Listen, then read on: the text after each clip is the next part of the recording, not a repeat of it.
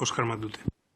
Muchas gracias, señor presidente. Señora vicepresidenta, muchas gracias por su comparecencia, por las explicaciones que ha dado. Yo me voy a referir solo a algunas de las cuestiones. En cualquier caso, tomamos nota de todo lo que ha señalado y lo estudiaremos con mayor detenimiento. Usted decía casi al final de su comparecencia que al final estarán atentos a situaciones disruptivas. Supongo que esas situaciones disruptivas son las que justifican los 10 decretos ley que ha señalado, por lo menos parte de ellos. Algunos quizás tenían que ver con una lógica secuencial ya planificada, pero otros es evidente que han respondido a la necesidad de reaccionar ante realidades sobrevenidas y no esperadas. Yo creo que sería una buena oportunidad para que, si es posible, atendiendo a los datos de almacenamiento de gas en suelo, a las reservas energéticas de las que el Estado español dispone, pues yo creo que sería buena oportunidad para que usted quizás pudiera despejar una incógnita que desde algunos medios de comunicación, con un determinado interés político muy evidente, están lanzando sistemáticamente, y es la del apagón inminente, la del riesgo del apagón inminente, o la de, en cualquier caso, ya poco tardar, la de un apagón que pueda afectar nuestras vidas, nuestra industria y el desarrollo de nuestra economía. Yo creo que si hay una planificación, como la que usted ha venido detallando en su intervención, podría y debería despejar esa incógnita que sé que llena muchas horas de televisión.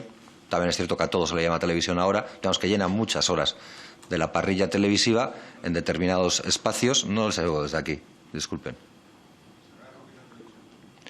Bueno, por favor, siquiera como espectador, sí, como manipulador. No vamos a permitir interrupciones. Sí, yo sigo, como manipulador evidentemente no la conozco, eso ustedes saben más, yo como espectador hablaba.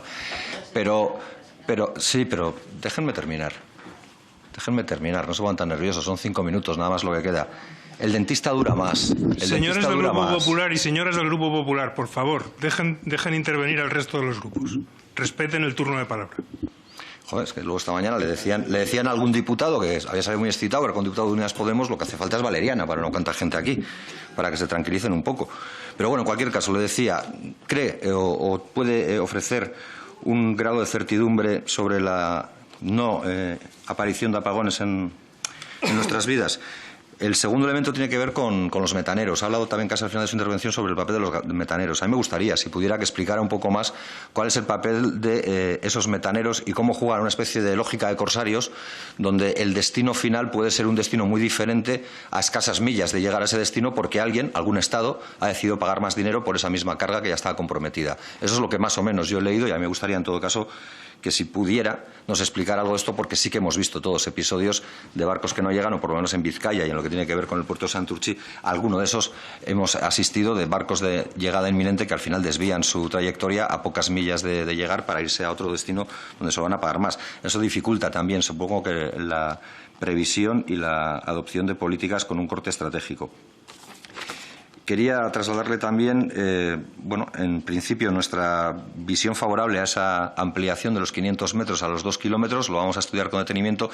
También le decimos que si es verdad que esa ampliación de 500 metros a 2 kilómetros puede servir para muchos casos, seguramente amplía la capacidad de actuación para comunidades de autoconsumo en mayor medida que los 500 metros, no es menos cierto que tampoco igual eso se ajusta con fidelidad a la realidad del Estado español. Es decir, puede haber lugares incluso en los que esos 2 kilómetros puedan ser tan insuficientes como los 500 metros, aun reconociéndoles, digamos, la validez de la ampliación por la propia orografía, por la propia realidad del suelo, de esas realidades y de esas posibles comunidades que se pueden instalar en esos municipios con gran extensión geográfica, probablemente con población muy diseminada y con núcleos poblacionales que se alejan de eso que usted señalaba, el 70% de los españoles que viven en bloques de viviendas comunitarios. Yo creo que ahí, aunque digo que no nos parece mal la medida, creemos que hay que darle una pensada.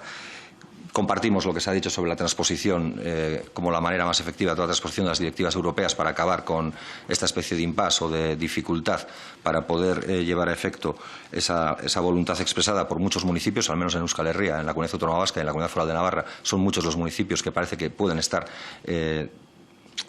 invitados o que pueden estar alentados a utilizar fórmulas de este tipo para autoabastecer su propia realidad, y desde luego pues ahí creemos que habría que prestar especial atención y que la transposición de la directiva europea ayudaría mucho más que estas fórmulas que se van cogiendo y que están bien, pero que hace muchos meses nos decía que era imposible y que ahora vemos que es factible. Lo mismo pasa con la tarifa de último recurso para las comunidades de propietarios. También desde marzo, que estábamos con esta historia encima de la mesa, no solo nosotros y nosotras, más grupos, pues se planteaba la imposibilidad de hacer esto. Desconozco ahora mismo cuáles eran los argumentos de corte legal que se nos ponían encima de la mesa para explicar la imposibilidad de hacer esto, y ahora vemos que es posible. Nos gustaría que no se demoren tanto decisiones, que tampoco es que nosotros las aventuremos porque tengamos una bola profética, sino que porque vemos que pueden ser posibles, pues que al final el Gobierno no tarde tanto en hacer la realidad, porque al final es tiempo que genera ansiedad, incertidumbre y en muchos casos perjuicio. En este caso igual menos, y en lo que tiene que ver con la calefacción por el largo verano que estamos soportando, pero como digo, que puede soportar dificultades. Y usted ha señalado, termino ya, dos elementos dentro de los 6 factores que alumbran las medidas, con el de la protección a los consumidores y el otro es el de la fiscalidad. En el de la protección a los consumidores estamos básicamente de acuerdo con muchas de las cuestiones que ha planteado. Me parece importante que se señalen las malas prácticas. Yo creo que entiendo que desde el Gobierno se tenga que ser más cauto, probablemente que desde otras esferas, otros espacios, pero desde luego decir que determinadas compañías eléctricas están haciendo malas prácticas para ocultar o para dificultar el paso a la tarifa de último recurso es ser bastante generoso y dadivoso para con las compañías eléctricas, que están haciendo prácticas bastante más espurias. Están ocultando la información, están impidiendo con un cauce de llamadas interrumpidas, con una desviación de llamada telefónica, llamada a Internet, para que luego no puedas acceder a través de Internet, para que en definitiva no te puedas acoger a esa tarifa y ellos puedan seguir engordando sus márgenes de beneficio. O incluso están engañando en las facturas utilizando elementos de comparación que no son en absoluto correctos para que uno no vea los céntimos de diferencia que existen, que céntimos a céntimos hacen bastantes euros. Yo creo que ahí desde luego tienen mucho material que analizar o que por lo menos que seguir, y si siguen en esas prácticas yo diría que perseguir.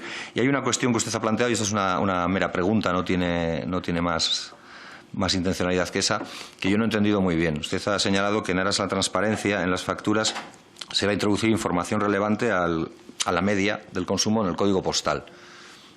Es una pregunta, pero pensando en realidades que conozco más, yo no sé en qué punto es relevante o certero, por ejemplo, poner la información del código postal de una parte de Guecho, municipio de 80.000 habitantes. Hay una parte que se llama Neguri, donde probablemente se concentren unas... Señor Matute, no nos cuente Guecho. Una de las grandes... ¿Perdón? No, que se acaba el ticket, tiene que terminar. Sí, no, ya está, no, digo, Guecho, un barrio, Neguri, contiene grandes chales y contiene una zona, un barrio que se llama Neguri Languille, que es el Neguri obrero. Digo, pues no sé si ese dato de esa media les va a servir o les va a servir de algo en casos como ese, pero simplemente quizás yo no lo he entendido bien y usted me lo puede explicar de manera más correcta. Muchas gracias. Por el Grupo Parlamentario Vasco, la señora